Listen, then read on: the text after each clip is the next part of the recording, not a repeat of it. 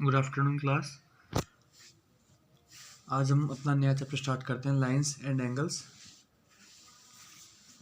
हमने स्टार्ट किया था 4th चैप्टर, लेकिन वो आपका पहले हो चुका था, तो हम उसको वहीं रोकते हैं। स्टार्ट करते हैं आपका नया चैप्टर लाइंस एंड एंगल्स के बारे में। लाइंस क्या होती है और एंगल्स क्या होते हैं। सबसे पहले आप जानेंगे लाइन सेगमेंट के बारे में कि लाइन सेगमेंट क्या होती है, रे क्या होती है, या फिर सिंपल लाइन क्या होती है। ये तीन चीज़ है एक जैसी, लेकिन डिफरेंट है इसके अंदर कुछ। जैसे कि लाइन सिंपल, ये लाइन होती है किसी भी टाइप की लाइंस, कोई भी एक लाइन है कैसे भी। अब तीन चीज़ है, लाइन सेगमेंट, रे और लाइन। सबसे पहला लाइन सेगमेंट। लाइन सेगमेंट क्या होगा, जिसके पास दो एंड पॉइंट होंगे कि ये वाली लाइन यहाँ से स्टार्ट हुई और यहाँ पे आके ख़त्म हो गई। ए बी क्या है, एक लाइन सेगमेंट कि जिसके पास एंड पॉइंट है कि ये वाली लाइन इस पॉइंट से इधर नहीं जा रही, ये वाली लाइन इस पॉइंट से इधर नहीं जा रही, तो ये क्या होगा, लाइन सेगमेंट जिसके पास 2 एंड पॉइंट्स होते हैं। तो यहाँ लिख लेंगे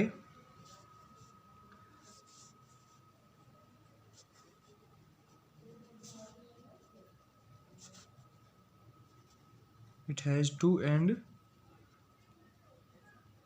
पॉइंट्स, किसके पास 2 एंड पॉइंट्स हैं। सेकेंड चीज़ रे, जैसे कि एक ऐसे ही कहते हैं लाइन सेगमेंट, ए से स्टार्ट हुई बी बजाय ख़त्म हो गई। लाइन सेगमेंट जिसके पास ओनली एक एंड पॉइंट हो, it has only one end point. और line it has no end points, किसके पास एंड पॉइंट्स ही नहीं होते। रे जिसके पास ओनली एक ही एंड पॉइंट हो, it has only one end point. जैसे इसके पास 2 एंड पॉइंट थे तो एक रखा, सेकंड हमने निकाल दिया, इधर हमने ये लगा दिया कि इधर ये वाला लाइन कहीं ख़त्म नहीं हो रही, ये लाइन आगे जाती जा रही है। लेकिन यहाँ पे क्या था, ए से स्टार्ट हुई बी बजाय ख़त्म हो गई। यहाँ पे ए से स्टार्ट हुई और ख़त्म कहीं नहीं हो रही, ये आगे चलती जा रही है। इसके पास एंड पॉइंट, एंड का मतलब क्या है, जहाँ पे ख़त्म होना। तो ये यहाँ पे इस साइड देखें तो यहाँ पे ए पे ख़त्म हो गई, यहाँ से देखें तो बी पे ख़त्म हो गई। लेकिन ये वाली रे, जिसको हमने रे नाम दिया, एंड पॉइंट, इसका ए से आगे नहीं जा रही है, ए पे आके इसका एंड हो गया, लेकिन इधर कहीं भी इसका एंड नहीं हो रहा, तो उसके पास एक ही एंड पॉइंट है। और लाइन क्या होती है, लाइन जिसके पास कोई भी एंड पॉइंट नहीं होता। ये लाइन इधर भी जा रही है, ये लाइन इधर भी जा रही है, तो ये होता है लाइंस। अब एंगल्स क्या होते हैं। एंगल्स चैप्टर का नाम था ना, लाइंस और एंगल्स, पढ़ेंगे क्या होता है। लेकिन लाइन क्या होती है आपने क्या जाना, जिसके पास कोई एंड पॉइंट नहीं होता। जिसके पास 2 एंड पॉइंट होते हैं उसको नाम दिया आपने लाइन सेगमेंट, जिसके पास एक होता है उसको आपने नाम दिया रे। अब एंगल्स क्या होते हैं, जब भी कोई लाइंस या फिर लाइन सेगमेंट, लाइन या फिर लाइन सेगमेंट, जैसे कि मान लीजिए एक लाइन ये है, एक लाइन ये है, ए बी है, सी डी है। जब भी कोई लाइन सेगमेंट आपस में मिलते हैं, इंटरसेक्ट करते हैं, इंटरसेक्ट का मतलब होता है मिलना। जैसे कि ये ए बी लाइन थी एक है, ये सी डी लाइन से यहाँ पे आके मिली, जहाँ पे मिलती है यहाँ पे कुछ एंगल बनते हैं। जैसे कि एक एंगल ऐसे मान लीजिए ओ पॉइंट पे आके मिली, एक एंगल बना ए ओ डी, ये वाला एंगल, एक एंगल बना डी ओ बी, ये वाला एंगल, एक एंगल बना ए ओ सी, सिमिलरली एक एंगल बनेगा ये वाला। तो जब भी हमारे लाइन सेगमेंट्स आपस में कहीं जाके मिलेंगे तो वहाँ पे क्या होता है, एंगल्स बनते हैं।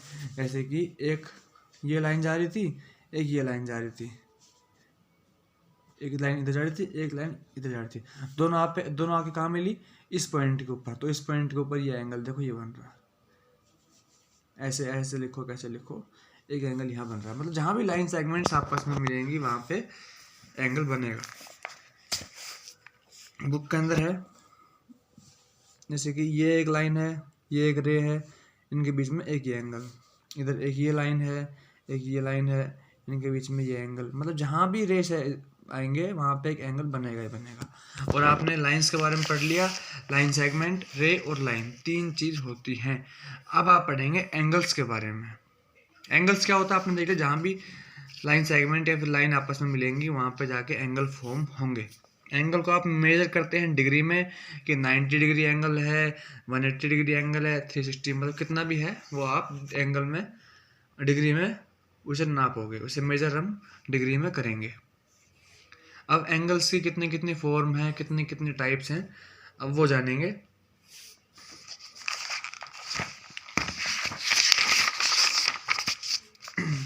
सबसे पहला है कॉम्प्लीमेंट्री एंगल। कॉम्प्लीमेंट्री एंगल्स क्या होते हैं?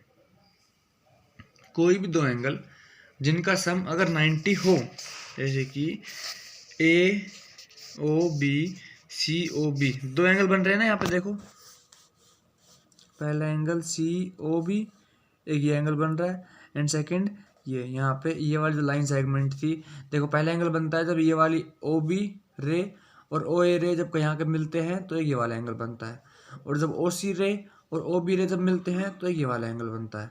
तो कॉम्प्लीमेंट्री एंगल हम किन्हें बोलेंगे? आपके बुक में लाइन लिखी हुई है, if the sum of measure of two angle is 90 then the angles are said to be complementary angles.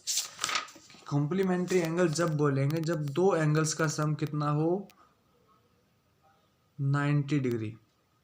ठीक है, जब भी किन्हीं दो एंगल्स का सम 90 डिग्री होगा तो कॉम्प्लीमेंट्री एंगल्स। फिर similarly supplementary angle, supplementary angles में कितना हो जाएगा, जब भी किसी दो एंगल का सम 180 हो जाएगा तो वो सप्लीमेंट्री एंगल्स। कॉम्प्लीमेंट्री सप्लीमेंट्री दो टाइप के, कॉम्प्लीमेंट्री में 90 सम होना चाहिए और सप्लीमेंट्री में 180। कॉम्प्लीमेंट्री में 90, सप्लीमेंट्री में 180। अब बात आती है एडजेसेंट एंगल की। एडजेसेंट एंगल क्या होते हैं? देखिए, two angles in a plane are said to be adjacent, कि दो एंगल एडजेसेंट एंगल जब कहलाएंगे जब उनके पास एक कॉमन वर्टेक्स हो, एक कॉमन आर्म हो, their two arms lies on opposite side of the common arm. यहाँ पे क्या मतलब है, आर्म से क्या मतलब है, लाइन या रे या कुछ भी हो, आर्म का मतलब वही है, और जो वर्टेक्स है, वर्टेक्स का मतलब है पॉइंट।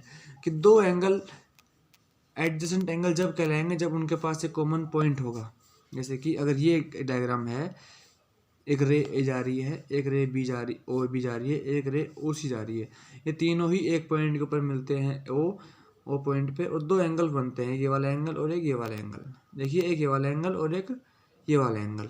अब दो एंगल एडजेसेंट जब कहलाएंगे जब उनके पास कॉमन वर्टेक्स हो, कॉमन पॉइंट हो, जैसे कि ओ पॉइंट कॉमन है, ओ पॉइंट इस एंगल में भी आ रहा है, सी ओ बी इस वाले एंगल में भी आ रहा है, और ओ पॉइंट इस वाले एंगल में भी आ रहा है, बी ओ ए। तो ये क्या होते हैं? Complement angles. सॉरी, कॉम्प्लीमेंट नहीं, ये मतलब कॉमन वर्टेक्स, इन्हें बोलते हैं एडजेसेंट एंगल, जिसके पास एक कॉमन वर्टेक्स हो। ये पॉइंट ओ जो है कॉमन वर्टेक्स है, मतलब कि ये ओ पॉइंट इस एंगल में भी आ रहा है और ओ पॉइंट इस एंगल में भी आ रहा है, तो ये कैसे हो गए? Adjacent angle. और सेकंड क्या लिखा है? एक कॉमन आर्म, मतलब एक कॉमन लाइन या फिर आर्म। जैसे कि ओ बी लाइन जो है, ये ओ बी लाइन इस एंगल से मिल रही है और ये ओ बी लाइन इस एंगल से मिल रही है। ठीक है, ये क्या हो गया? Adjacent angle. थर्ड पॉइंट क्या लिखा है? इफ देयर टू आर्म्स, मतलब if their two lines lie on the opposite side of common arm, जो कॉमन वाली लाइन है इसके अपोजिट डायरेक्शन की, एक इधर है तो एक इधर है, बाकी दोनों रे इस कॉमन जो कॉमन थी, जो दोनों में थी, उनसे अपोजिट डायरेक्शन में होनी चाहिए। एक इस डायरेक्शन में है तो दूसरी इस डायरेक्शन में है। ठीक है, इस टाइप के एंगल्स को हम क्या बोलेंगे? Adjacent angles. उसके बाद आता है, आप एक बार इन्हें याद कर लीजिएगा, इनकी डेफिनेशंस, बाद में इनके टाइप पे हम कैसे एग्जांपल सोल्व करते हैं ये सीखेंगे। फिर आता है linear pair. What do you mean by linear pair? ऐसे कि यहाँ पे लिखा हुआ है, a pair of adjacent angle is said to be linear is said to form a linear pairs of angle if their two non-common arms forms a straight line. If their two non-common arms form a straight line, क्या मतलब, जैसे कि ये adjacent angle था, O B जो थी common arm थी, common line थी, ओ सी और ओ ए कॉमन नहीं थी, ये अपोजिट थी किसके, ओ बी के, दोनों ही।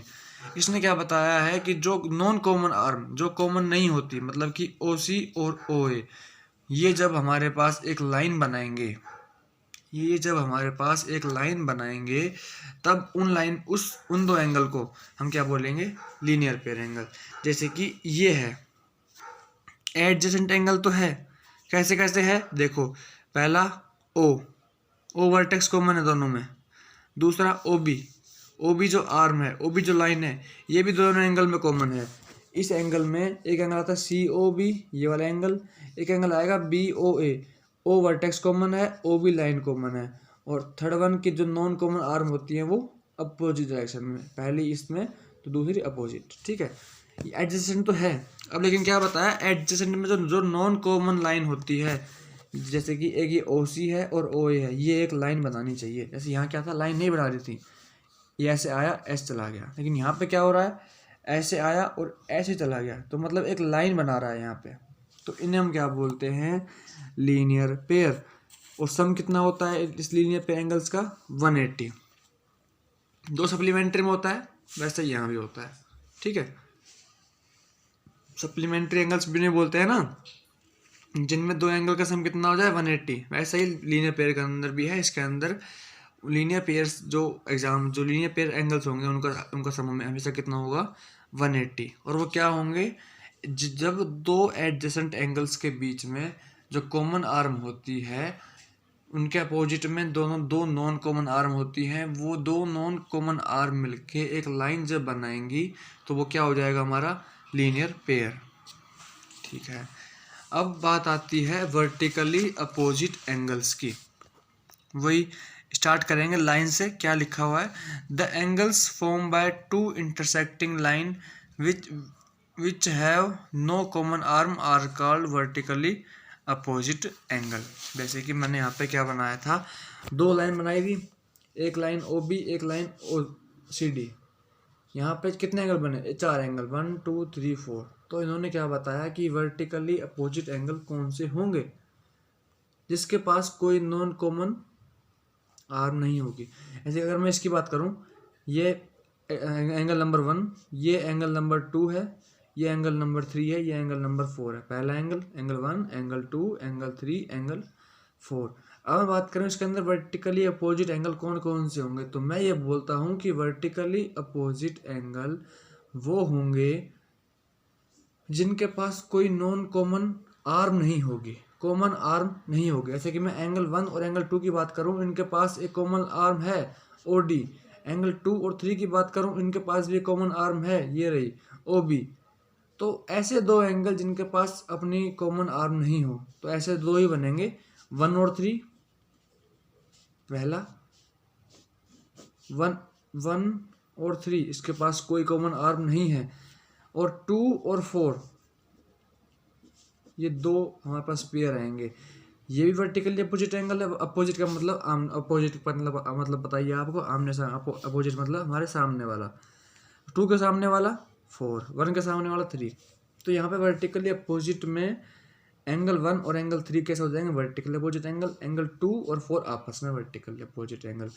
लेकिन ये एंगल्स की खास प्रॉपर्टी है कि ये एंगल हम डिनोट करते हैं ऐसे, 1 लिखा है ना, ये एंगल 1, ये साइन है ना, ये हल्का सा ऐसे करके, आपकी बुक के अंदर भी साइन है, ये एंगल दिखाता है, ये साइन क्या दिखाता है, एंगल। तो ये angle 1 plus angle 3, sorry plus नहीं आएगा, वर्टिकली अपोजिट एंगल हमेशा इक्वल होते हैं, मतलब angle 1 is equals to angle 3 होगा, और इधर angle 2 is equals to angle 4 होता ही होता है। जब भी कोई दो लाइन आपस में इंटरसेक्ट करेंगी तो उनके अपोजिट एंगल, इस एंगल के अपोजिट कौन सा है, ये वाला एंगल। ये दोनों एंगल इक्वल होंगे, क्यों, वर्टिकली अपोजिट एंगल। इस वाले एंगल के अपोजिट कौन सा एंगल है, ये वाला एंगल। ये वाला एंगल इस एंगल के इक्वल होगा, क्यों, वर्टिकली अपोजिट एंगल। सेम मैंने यहाँ नाम दिया है, ये वाला ऐसे एंगल 1 है, एंगल 3 है, 1 is equals to 3, angle 1 is equals to angle 3, angle 2 is equals to angle 4, क्यों, वर्टिकली अपोजिट एंगल्स।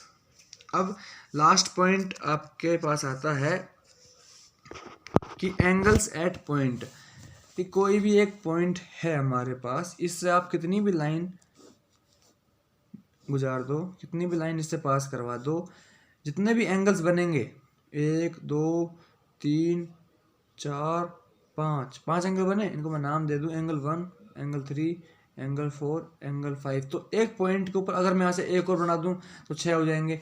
मतलब एक पॉइंट के ऊपर जितने भी एंगल बनेंगे उन सभी का सम कितना होगा, 360।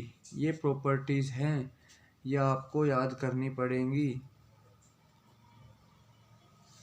कि एक पॉइंट के ऊपर हम कितने भी एंगल्स फॉर्म करवा दें उनका सम कितना हो जाएगा, 360। अगर मैं यहाँ पर एक एंगल और ऐड कर देता, ऐसे कि अगर ये है एक पॉइंट 1 2 3 4 4 5 6, यहाँ पे एंगल 1 नाम दिया, 2 नाम दिया, 3 4 5 6, तो इसके अंदर कितना हो जाएगा, angle 1 plus angle 2 plus angle 3 plus angle 4 plus angle 5 plus angle 6 is equals to 360 degree.